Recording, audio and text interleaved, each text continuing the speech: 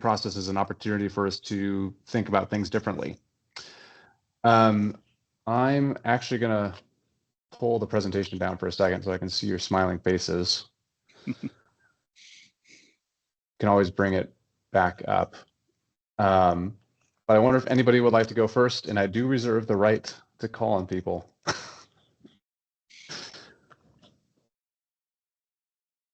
Even if your camera's off, we can call on you. Emma, yeah, please. Someone has to start. Emma Newman with City of Springfield. Good morning. One question, and then I'll respond to the comments or the questions asked of us. Are the school districts on the technical advisory committee or somehow incorporated into the planning process? Because school districts are really the decision makers around school siting decisions. I believe we included schools on our CAC. Is that correct, Carrie? Yeah. Yes. Cool. So for that specifically on use piece, I think a huge success is the downtown to downtown MX station. I think dialing up frequency and continuing to invest in that corridor, that's a no-brainer. It's very linear and makes a whole lot of sense, has high ridership. And then I think it has been interesting to see the investment and how it's played out with the Gateway Loop part of the MX BRT system. For example, if you live in the west part of Springfield, it's a lot quicker to get to downtown Eugene by taking the fixed route, Route 13, versus hopping or like walking to the MX, waiting for the MX, taking the MX, having the dwell time at Springfield Station, and then having to go to downtown Eugene and then maybe try to transfer to something else from there. So the transfers and the geometry of how our system is designed starts to become a bit less favorable when there are turns in the geometry and there's more dwell times at certain locations or transfers that need to be made.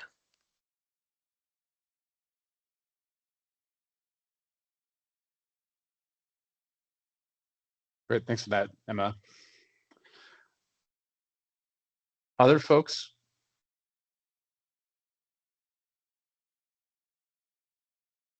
Thinking about some of the investments the region has made beyond MX as well. For example, one thing I know we will be discussing eventually in this planning process is around kind of the overall approach or strategy for transit priority, maybe in some of our more congested corridors. And I know that's been an ongoing discussion through like moving ahead in the past and other processes. So just throwing that out there as one potential thing. Yes, David. Yeah, one of the hallmarks of LTD has been really going beyond the minimum, making a special effort to meet the needs of their community. And a real clear example of that is how LTD adapted and made itself handicapped accessible 100% long before the ADA kicked in and made that requirement of all transit districts. Also, LTD has gone above and beyond the minimum in helping support transit services in the county beyond its service boundary, really helping Florence's transit service get off the ground, for example, by being the conduit for funding and administrative oversight in an area where, again, it's not in their service district, and they could have said that is not our problem. And so in that context, I'm really hoping this plan can sort of build on that and really sort of frame itself and sort of meeting the needs of the community. And I wanted to soapbox just a tiny bit here to say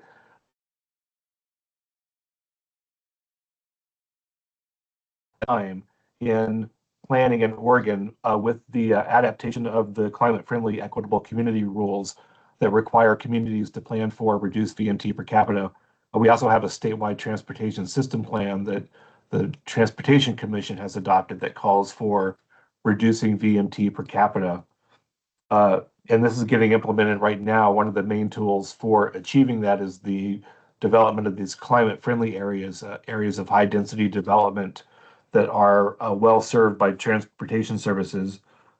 in our central cities that are expected to take a large share of population growth. And the cities are currently revising their TSPs to plan for this reduced VMT per capita. And while it's not completely clear how we're going to achieve it, one thing that stands out is we have a lot of rural residents for whom reducing their driving is going to be very challenging, and we're not going to be able to get a significant change there, or it's going to be more challenging. And that means that in order to achieve it, while we're trying to get everybody to drive less, there's going to need to be a growing proportion of the population that drives a lot less, to the point where they don't own a car and don't rely on it for everyday transportation. And so that means there's going to be a significantly growing role for other types of transportation, including public transit services. But there's two sort of critical implications for that. One is, while that growing need is going to continue to be met by traditional fixed route services, I think we need to consider, is there a market for other non-traditional mobility services? And if so, what is LTD's role in providing those?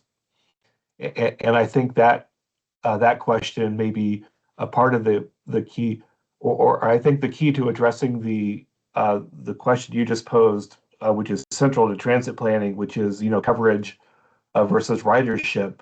Mhm. I think the key to solving that is tailoring the service to the land use density and the type of services needed, and doing that, or refining that, and having a wider range of mobility services will help with that. I'm almost done. The other critical implication of the pivotal point we are in planning is that typically these type of plans take on a framework of financial constraint, which means how much money do we expect to have and what can we do with that funding? With the significant or the goals to reduce VMT, the implication for this plan is we're going to flip that script and say what types of services are going to be needed in order to make these climate-friendly areas successful and to achieve our overall goal of reducing VMT, and what is it going to cost to provide those services, to the extent that LTD has a role in providing those. And so, in summary, again, I think we're just at a really pivotal point. And so I'm really hoping that this plan really pushes that limit, or really looks beyond that traditional framework to look at those range of mobility services that could be provided. Think about the roles that your agencies can have in that, and the needs that you see in the community, and how those things could be met, and help us incorporate those things into this plan.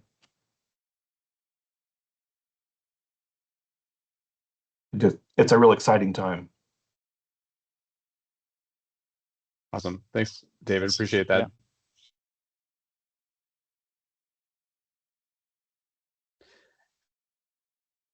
I'd be curious, just like going back to the questions again, from some of our partners, agency partners, any examples where we've made choices as a region, or LTD has made choices historically that turned out well, or maybe from your perception did not turn out so well, and how we might think about those? I think Emma brought up a good example of sort of the gateway loop, and how that creates its own set of challenges for riders trying to get between downtown Springfield, downtown Eugene. This is a safe space. Mm-hmm. Well, and Emma, you brought up bikes on buses too. Another great win.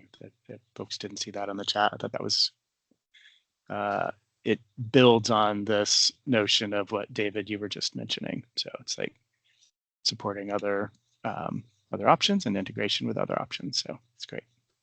Looks like we've got Dave and then Wendy. All right, great. Thank you. Good discussion. I'm really excited that LTD is working on this, and appreciate being part of it.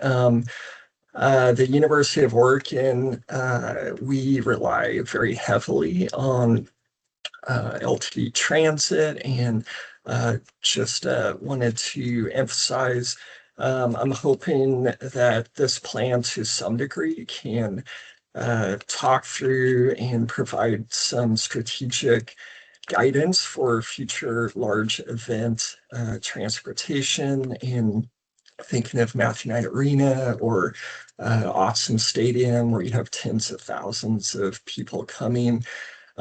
Perhaps also trying to think through the connection for outside of our city, like Point Bus and things like that, and providing good connections again for large events. I think is really important. Tied to that as well, I think park and rides. I would love to see some of that addressed in this plan, and thinking of, like David Helton was saying, having a lot of people who are in rural areas, and how do they connect to employment. I think park and ride is a good nexus to bring some of those people into the system more efficiently. I wanted to also just quickly highlight two things from the university's perspective that we've been working on that can hopefully help support this plan. Just a few months ago, we finished a very large comprehensive planning process for our campus transportation plan. In that, I hope that LTD and your consultants here, the team, you guys can reference that and engage with us in that, and seeing where the opportunities are to support each other. And then related to that, one last thing, my team continues to work with City of Eugene on a large trip reduction program. And in that plan, the city, once this is all completed, they're going to be using that, I think, as a template for other large employers to mimic, maybe like Peace Health or others. So I just wanted to highlight that as something that could potentially help through this planning process. And Shane Rhodes is the main contact on that with the city. Thanks. Yeah, thank you, Dave. That was great. Wendy. Yes, good morning, everyone. Wendy Farley Campbell, City of Florence. And LTD, a few years ago, very recently, took a 20-year single route loop and split it. That was 1 hour long, and split it into two individual routes. And while LTD certainly has all the particulars, specifics on ridership, but we do get updates and know that that was a huge win for our ridership and people not having to wait so long to basically where they could walk probably quicker if they had the ambulation to get there.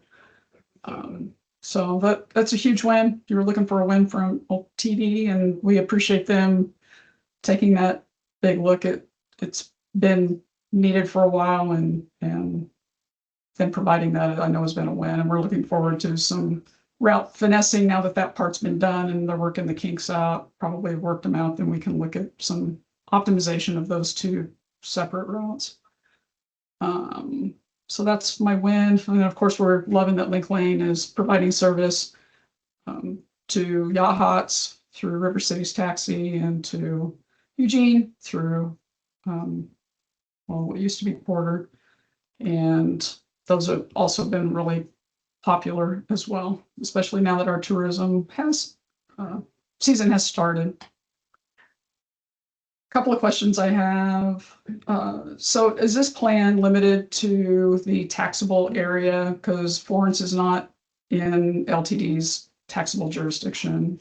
And so that's kind of a question. And if it's covering more than just that, then Table 3 didn't have Florence in it, or Oak Ridge. I don't know if Oak Ridge even has any plans, or if they just are served, if the county handles them. I'm not sure of their process, but anyway, so that's if Florence is not included, then we're happy to still be part of this project and support it.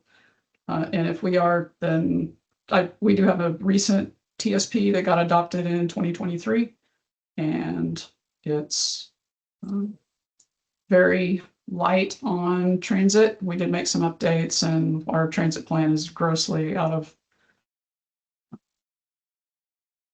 It's absolutely pretty much not even applicable anymore. So we look forward if there is some benefit that comes out of this project where we can update our own TSP with some of the work that comes out of this, if that lends itself to that. And that's all I've got. Thank you.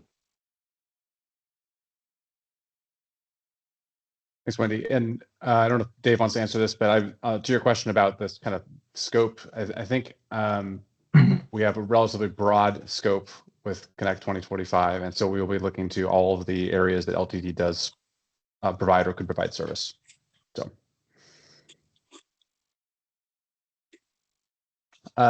who is next? I think Bill Johnston, you're up.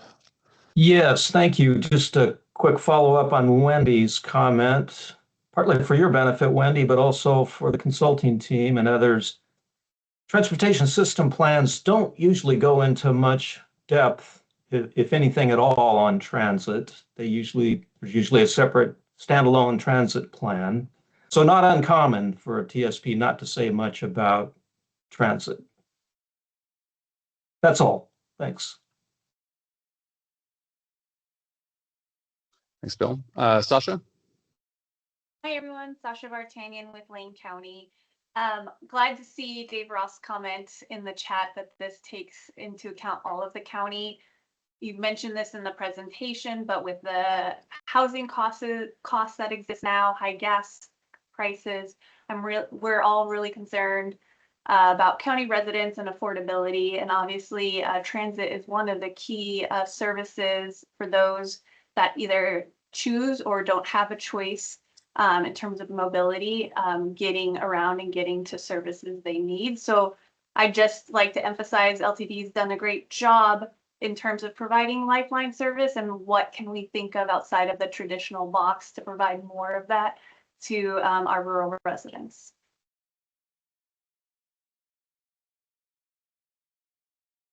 Excellent, great. Thank you, Sasha. I feel like we're actually drifting into a goals and kind of objectives, like what do we want to achieve with this plan? So what I propose is I'm going to bring up the presentation again just for a second to preview the draft goals, and then turn more to that discussion about what does success look like, what are we hoping to achieve and address as part of this plan. Before I do, Genevieve. Hi, thanks everyone. My name is Genevieve Middleton. I'm the Affordable Housing Policy and Planning Manager with the City of Eugene. So I oversee our housing production with the city. And I provided Carrie, who's on the call, a map that I have of all of the affordable housing locations in Eugene. And one of the overarching sort of visual analysis, if you look at the geographic analysis of where affordable housing occurs, is it occurs within approximately a quarter mile of transit lines in Eugene. So there are all these other assets that we were looking at, access to food, parks, schools, etc. And the transit lines were the primary, like the key indicator of where affordable housing was going to be located. So when you're talking earlier about coverage versus ridership, I know that coverage will increase coverage will increase the likelihood of there being more opportunities for affordable housing production. And as you all know, we're in a housing crisis. We need about 25,000 units of new housing in the city of Eugene over the next 20 years.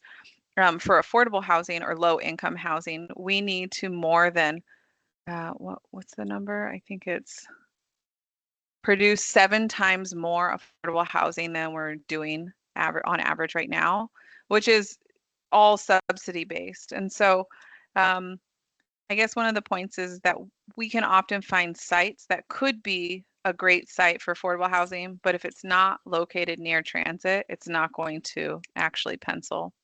And I think if I was going to just be putting an equity lens on the question of coverage versus ridership, that the coverage option would win in terms of equity and access. We know that folks sometimes plan medical appointments based on when they can take public transportation to their medical services. And so I do a lot of community engagement on housing topics. And recently, in one of our conversations with an advisory committee, they shared with us that, you know, besides housing being the biggest cost for living, the second most important cost is health. And so healthcare, and the cost of healthcare has been driven up, and healthcare crises has also impacted folks. So I just kind of think about how access to healthcare and how folks are using it throughout the city, because even if we don't have routes going into some of the lower density neighborhoods, we tend to have lower income folks living in those lower density neighborhoods. Thank you. Dave, please.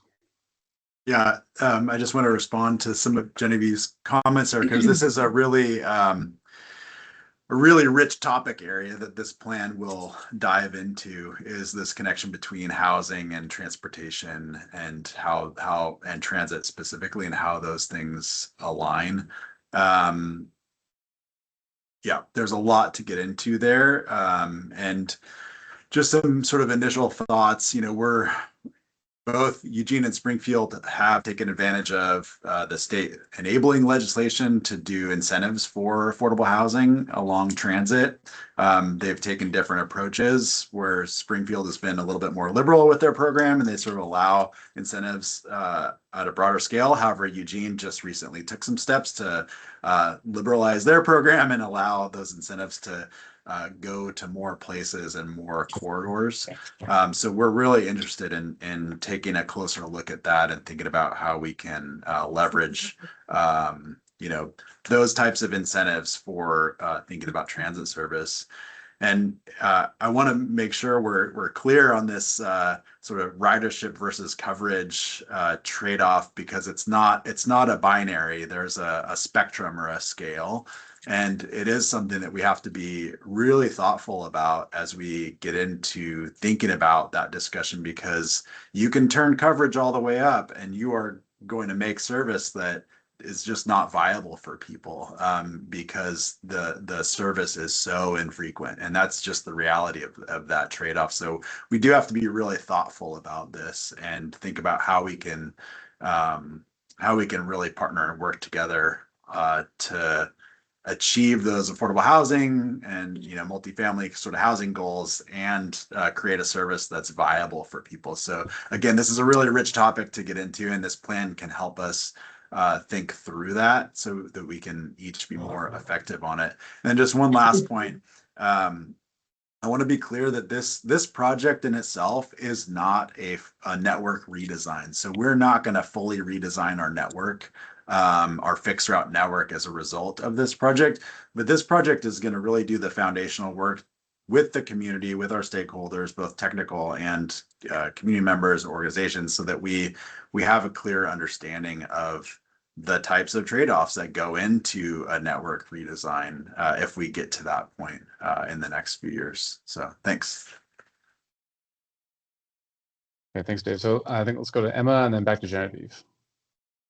Thank you. An in and out of scope question. I'm wondering if transportation wallets are within the scope of this project as it relates to Genevieve's question or comment around access to healthcare, maybe filling in some gaps in certain trip types, and maybe more effectively serving the user need while still keeping the transit system running in a convenient, kind of like higher ridership, but still having enough coverage type of approach.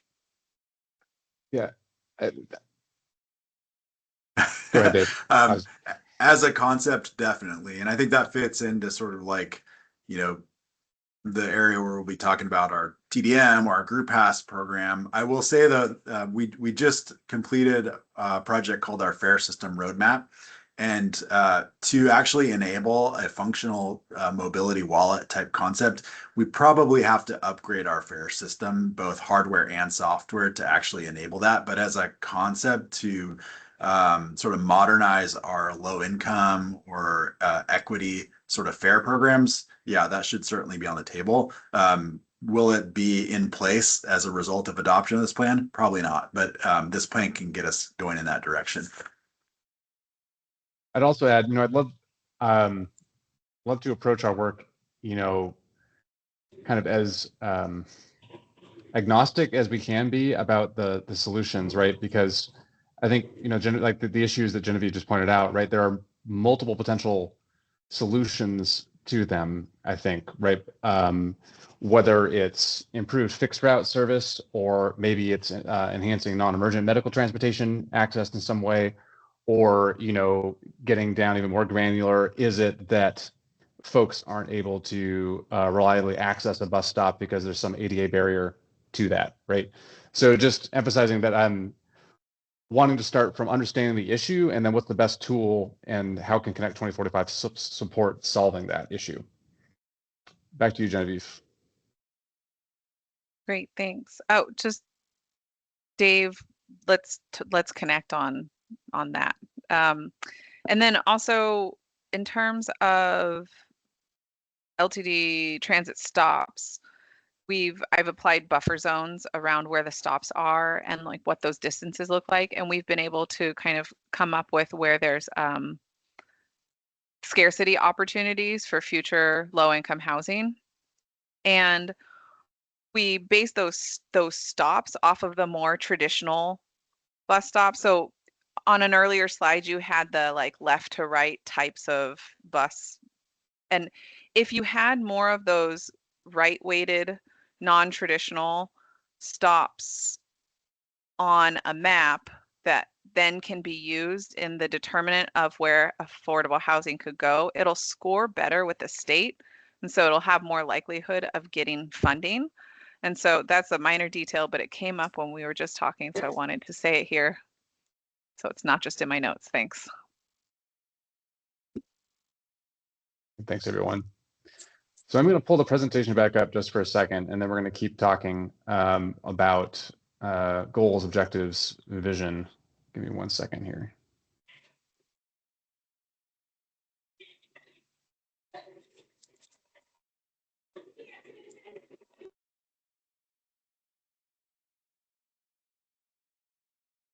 Okay. So and we're already kind of talking about these things here, and that was one of our goals today. Real fast, just a reminder of the overall mission, vision, and values that LTD is operating from. And these are going to guide our vision and goals and objectives throughout. So the intent is that these vision and goals are helping guide our choices when we get to improvements development, and helping us navigate some of these trade-offs and things we're already talking about today. This is a draft vision.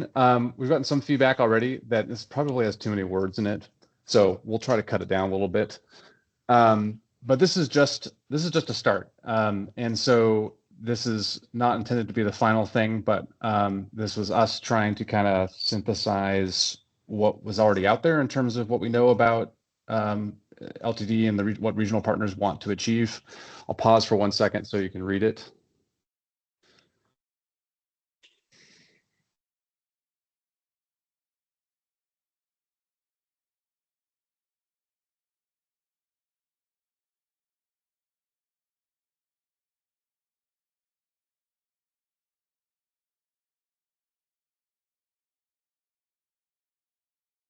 Okay, and then we also have draft goals, and these aren't, we have drafted some more specific objectives for these as well.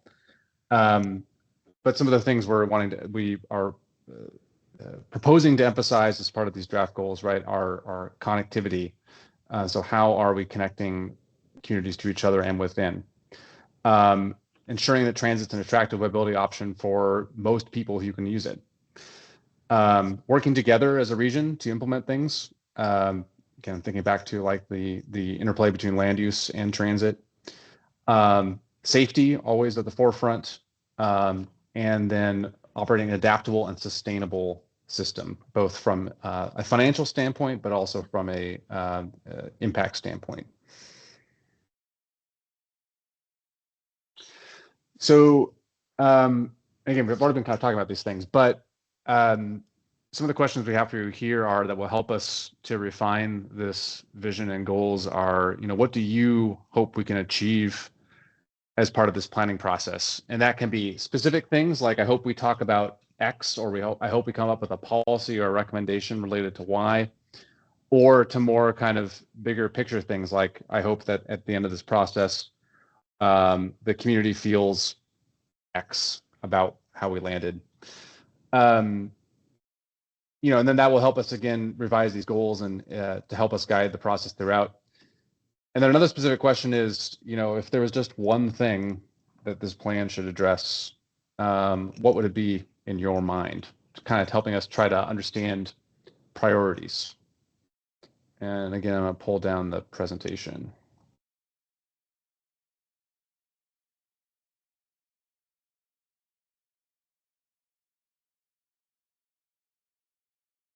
And put the questions in the chat. In a ridiculously huge font, but there you go. Kelly, please.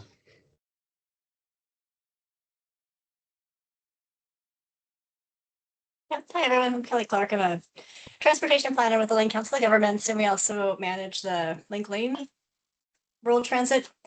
Good to see you all. So Ryan, are you asking for feedback on the vision statement, or are these questions specifically? I had a couple of comments on the vision statement itself. Yeah, if you had specific comments on the vision statement, that's great. Or if you just had, or for other folks, if you just had general thoughts you wanted to share with us that would help us kind of think about that, that would be great. And I'll copy paste the vision statement in the chat here too. Sorry, Kelly, go ahead.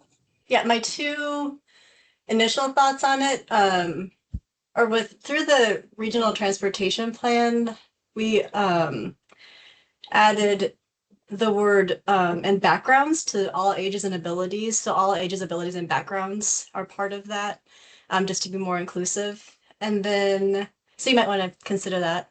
And then we've also had a focus regionally on resiliency, and that's been a strong topic and interest of our policy board. So it jumped out to me as an opportunity to put that in. Kelly, which aspects of resiliency come to mind in terms of like climate resiliency? Climate resiliency. Okay. Yeah, it's a very watered down term at this point. We're kind of talking about that internally, but right now, yeah, climate resiliency, natural hazards resiliency. We'll be undertaking a bigger project. Well, we're just kicking it off now. Internally, that will address some resiliency regionally. So that might be worth considering slotting in somewhere as well. And then just to look at what, hope to achieve as part of the planning process. Yeah, I'm excited for this opportunity to have a more up-to-date look at the vision for transit in our region, like what the future of transit is in our region. I think the current kind of adopted plans were thoughtful for when they were made, but not as representative for today's look forward. And so I'm excited to see what that will look like, and having an ability to hear from the community what their visions are and all the stakeholders here, how we move forward will be really important. And then, it'll be an opportunity for us to bake it into the transportation system plans that are getting updated, and the next update to the regional transportation plan. So this is really good timing, in my opinion, for this project. So I guess that's what I hope to achieve, I guess. And then what's the number one? I'm going to skip over revising goals because I'm not sure, but what's the number one thing this plan should address through investment policy and guidance? I think, I don't know if this is what the plan should address, but I appreciate LTD's constant ability to be flexible and fluid to changing needs and to work with and collaborate with partners, particularly us at Link Lane as we are at LCOG as we've started up Link Lane and figured out what it means to be a public transportation service provider. And we've gone back and forth a lot with LTD throughout that process and continue to do so. And so really appreciate LTD's guidance and expertise in that realm, but also like the flexibility and the fluidity and the expertise that they have, but also like ability to be collaborative and be a part of the community, I think. So I would like to see that that theme addressed and be constant throughout the plan. And I have no doubt that will be. Awesome. Thank you, Kelly. Bill. Yes, thanks. Quick follow-up. Kelly did add in seismic resiliency there. I think that's important. Initially, she also, of course, mentioned climate resiliency, but the MPO has talked quite a bit about seismic resiliency. And ODOT has a seismic resiliency strategy. Quick question, does this plan, well, this existing plan, talk about seismic resiliency at all? If you know anybody. I am gonna hazard a guess and say no on seismic resiliency, but I will go back and check, Bill. Thanks. It may or may not fit in, but again, the MPO has had a considerable amount of discussion about this, so I'm glad Kelly mentioned that. Yeah, and just to be clear, the old plan I'm saying probably didn't cover it. Yeah, resiliency I think can capture multiple aspects here in the new one. Yeah. Thank you. Thanks, Bill. Emma. I'm glad some voice is being given to the question that was on my mind as I started to look at the tech memos is what's not here. And so Kelly has named kind of resiliency. I was thinking natural disasters, emergency preparedness, everything from wildfire smoke and how that impacts people's ability to walk and ride and how they might pivot to the bus instead, to thinking about the bridge across the Willamette here in downtown Springfield and how our fire trucks in the region cannot go across that bridge because of the weight load restrictions. And if time progresses and the weight load restrictions were to increase, I could see that impacting the backbone of the MX system as an example of the connection to transit planning. The other piece, which I don't know if David Helton's question that he anchored us on earlier around, is there a market for another non-traditional mobility service? And if so, what is LTE's role in providing those? I don't know for sure, David, if you were getting at the same topic that's on my mind of what are the impacts of the transportation system as we look at modernization and technological advancements with autonomous and connected vehicles. I just was on vacation and seeing all the Waymos driving around SF and listening to a podcast episode around, what is the role of corporations within the US context, but also what is the role of transit providers. And I could see the vision that we just saw being met in very different ways from what our current transit system is. And if so, what is LTD's role and how can we position our region to have public interests be at the forefront and not have it be exacerbating the haves and the have-not around wealth disparities and people's ability to move around our community safely and conveniently in all sorts of different ways that we may not even be able to imagine from our current vantage point in June of 2026. Thanks. So how can the plan be proactive and directional about these emerging technologies and emerging, I guess, trends, issues, whatever you want to call them, that are obviously affecting the world we all live in, rather than purely reactive, right, as time continues to go on? Mm-hmm. Yep, and I think that speaks to the values that Kelly was articulating around being flexible and fluid. So as things are changing and evolving, how can LTD both be proactive, but also be fluid and flexible when there are things that we can't necessarily know until it's happening? Good. Thanks, Emma. Anybody, Jody? I was just going to provide a few notes about the goals. I don't have the same ones in front of me from your slide, but looking at that and kind of echoing what Kelly brought up about the way we talked about people of all ages and abilities and backgrounds. And I think that could be something that shows up more in the goals, and maybe it's so fundamental to LTD service that's not in there, but just accessibility and making sure that we're thinking about the specific needs of the different types of people who might not drive in our community. So maybe explicitly referencing older adults, younger people, people with disabilities in the goals, and kind of like how we're really keeping an eye on those needs. Excellent. Thank you, Jody. I think we had Kelly and then Sasha and Genevieve.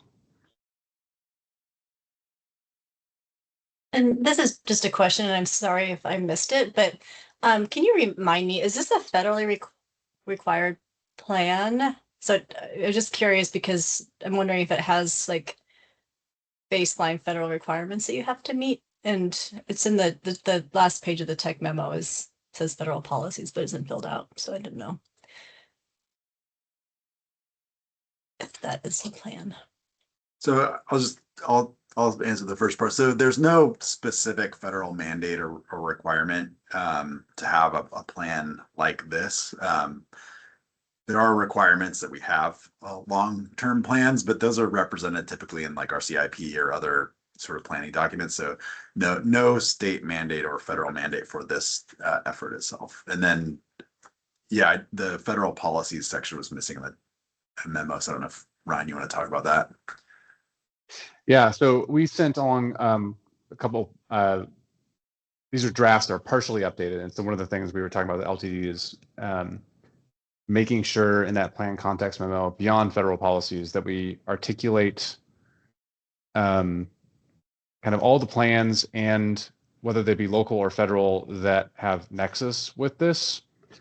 Whether we go into great length in describing what they are in this memo, we probably won't for a lot of them, but the intent is that when we get to the actual plan development later on, is that we're being clear with the relationship amongst these plans and the relationship with Connect 2045, and how Connect 2045 can support like an update to some of these plans, or also where these plans are informing things that come out of Connect 2045. So both ways.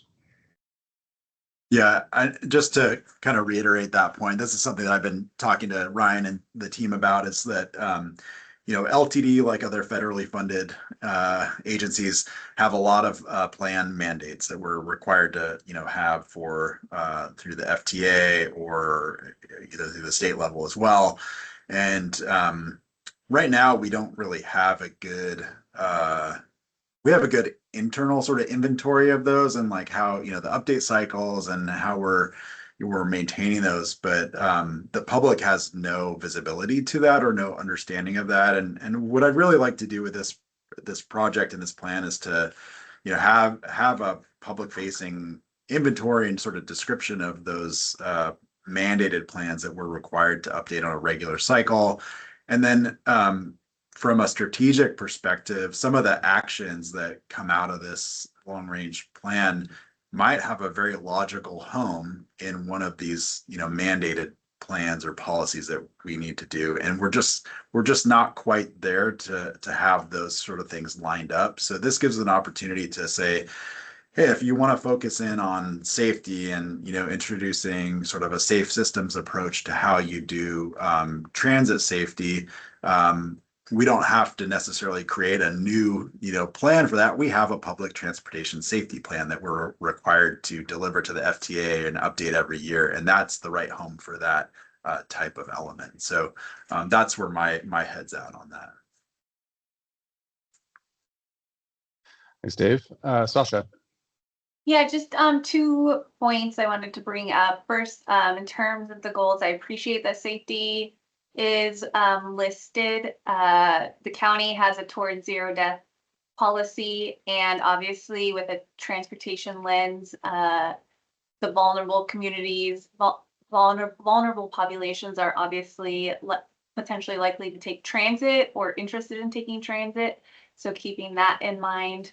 And then to Jody's point earlier, I think one of the outcomes of this should be also, how do we create more transit riders, and what barriers do we need to eliminate to create them? I was having a great conversation with a dad of a a girl who's entering middle school and how she's nervous to take the bus, and what do we need to do to provide low pressure environments where people can learn how easy it is to navigate transit. And especially when we talk about micromobility or other things that, the elderly populations may not feel that comfortable with, how do we get them to feel comfortable in using those new tools and new systems? Great, thanks, Sasha, for so like ride training. Right. Genevieve. Thanks. I was looking at the vision statement here, and something that sticks out to me is this term aging in place. And I have some contrary points to that idea. Someone said this is a safe space, so let's keep it safe, y'all. So the concept of aging in place, I think, is a dominant cultural norm amongst more white American families, and that it upholds this concept of dignity. But globally thinking, and really amongst BIPOC, United States, BIPOC families, we're going to see more of not aging in place being the cultural norm. So we'll see a lot of intergenerational families and intergenerational housing types where you'll see that the elders moving in with the children, or the children and the families picking up and going and living with the parents. And so maybe that is aging in place when that happens. But the concept of aging in place also doesn't necessarily support safety and long-term dignity, or the other needs that we have in the US, which is around housing infill. And we need to have more densely populated households. Right now, we have a lot of neighborhoods where we have low density households. So we'll have one elderly matriarch living in her family home, but it's a home that could support up to 5 or 6 folks. So I don't know that aging in place is like the best concept to be holding for 2045 when we know that we need to be supporting more populated households. Also, I think that we're going to be seeing that concept changing and fading as we're seeing the financial disparities increasing, a larger lower class, a stable upper class, and the missing middle income we're just going to be seeing that shrinking. So aging in place concept has popped up in popularity in the last decade, and I think it's also going to fade from popularity. So for a 20-year plan, it might not be the best thing to hold in terms of a vision statement. Yeah, thank you for those comments, Genevieve. Points very well taken. And maybe it's more emphasizing being able to age in the community, right? Supporting older adults as they get older in the community more broadly, rather than the specific notion of aging in place. Yeah, and Jody pointed that out earlier. Like, let's say specifically, we want to support the access needs of those who may not be able to have any other form of transportation. Great, thank you. And Dave, I saw you put some comments there in the comments. Thank you for that.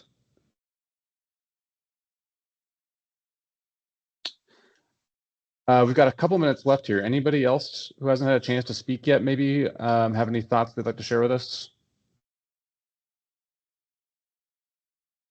David, we'll go to you in just 1 second. Just want to see if there's any other. Okay, I did threaten to call on people, but I won't do it today. David, please go ahead. Yeah, something that we don't like to admit in these groups is that the reason that so many people rely on the automobile, and most of us own one, is that it provides tremendous benefits that are hard to get with other transportation modes. And if we're going to be asking a larger share of our population to rely significantly less on the automobile, we need to be able to find a way to replace those benefits with other services. But what we want to avoid is warehousing people in some high density development that has poor service, and so people don't have access to jobs, the medical care, the shopping, the schools. Recreation is something that is on my mind at the moment. And so we need to come up with services that sort of, again, replace or provide those benefits. And it needs to be functional and practical, but it also needs to be cool. Part of having these climate-friendly areas and the idea of people relying less on the automobile be effective is that the alternatives are cool. And so recreation is one example. I've got a 14-year-old. I'm telling you, mountain biking, particularly trail park riding, is about to explode. There are a significant number of trail parks that have been developed in rural areas up and down Western Oregon, particularly here in Eugene. There's one called Y Pass or Carpenter's Bypass. It's out on Sayuslav River Road, southwest of King Estate. But the city is also in the process of developing a mountain bike park in Susan R. Lee Park, which is just south of LCC. And so the popularity of this is really going to be taking off, particularly with young people. And actually, mountain biking is one of the reasons why I bought a car after doing without one for quite a while. And so, that's the kind of need that if you don't have a car, it's really challenging, particularly to get out to Y Pass or Alsea Falls or Black Rock and these others that are going to get developed. And so having, some type of service where you provide a shuttle out there, it has that potential not only to be, to functionally allow people to do it, but it has that potential to be cool too, because, you immediately have a social group, you've got some specialized service that gets you out there, and it makes living in this high density development without a car practical in a way, again, that is cool. And you're on the same level with your peers who are able to access all those recreational amenities, whether it's mountain biking, kayaking, hiking, that kind of thing. And admittedly, it's a challenge to completely replace the benefits that having your own vehicle provides. But there are ways, again, to help meet those needs and to do it in a way that is practical and really helps make these areas attractive and this whole lifestyle attractive. And does it in a way that, again, that we're not creating kind of a second class of citizens that don't have access to all the things that those of us with the vehicle can have. Yeah, thank you, David. I mean, I think access to recreation gets short shrift, right, in transit discussions, or it falls further down the list of things we're trying to connect to, when really, I know a lot of my projects, that's one of the things we hear people time and time again, wish they could connect to better on transit, right? So yeah, and LTD already does a little bit of that by its McKenzie River Service. LTD has been a pioneer of putting bike racks on the vehicle so you can take your bike up and ride the trail. But also, I've seen people load up with their inner tubes on the McKenzie service, and they'll do at demand stop. The drivers know the good places to put your tube in the river, and so you can tell them, and they'll pull over and they'll say, "Oh, here you go." Great. So I'm going to end us here on time, because I think we all want to get to lunch too. I really appreciate the discussion today. This was extremely helpful. So Dave Reeser asked a question in the chat about having a little bit more time to review the goals and vision. 100%. Dave, Roth, and Carrie, I don't know if we gave like a deadline. Did we? Sorry, I don't have my email up in terms of review.